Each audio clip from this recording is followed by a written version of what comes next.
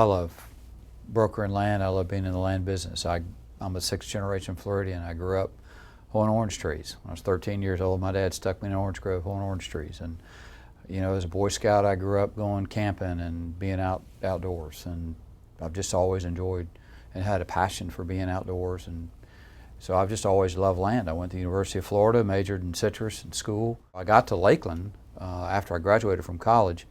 I was called by who then was the administrative assistant to United States Senator Lawton Childs. I was called and asked if I would be interested in serving as the senator's agricultural liaison. And so I thought, hey, that sounds pretty cool. I learned about dairies, I learned about cattle and farming and cotton and peanuts and just all kinds of various sorts of commodities. I had gotten my real estate license when I was a senior in college. I was always one of those overachievers and thought, well, maybe I'll sell an orange grove here or there. I could have a real estate license and might be able to do that. So when the senator decided to retire, I was able to take out my real estate license and put it to work. But while I was in the legislature, one of the things that I'd always was kind of curious about was there some way to keep some of this land from being developed?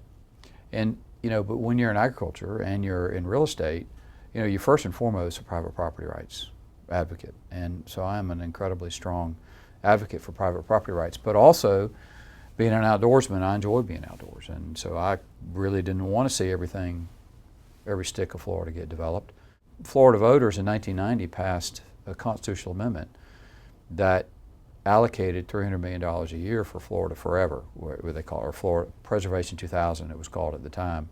But it was money set aside to purchase environmentally sensitive lands, protect it from being developed. I thought, there's got to be a way to take some of that money and set it aside so that a landowner could still own the land, but he could be paid to not develop it.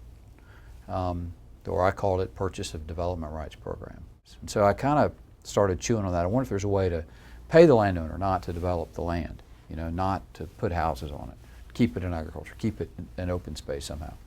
So later when I got elected to the legislature, I really started playing with that idea, and when we used Preservation 2000 money, that was a way to do it. So we created the first development rights program. It's now called Purchase of Conservation Easements, or just conservation easements. So really, I developed a specialization in doing conservation properties. But in addition to marketing agricultural properties, ranch land and farmland and groves, and have a passion for it and have enjoyed it really ever since. I'm excited about the people that I have working with me and for me. I'm really feel privileged with the guys that I have. I mean, we all have a passion for land and we all enjoy it. Most of my salesmen have some background in Florida agriculture, one way or the other. They might have gone to the University of Florida, they might have gone to Florida Southern College, doesn't really matter, but they do seem to have a background in agriculture and enjoy it. We've got, a number of guys that have expertise in citrus and ranch land and farmland, and they're really good at what they do.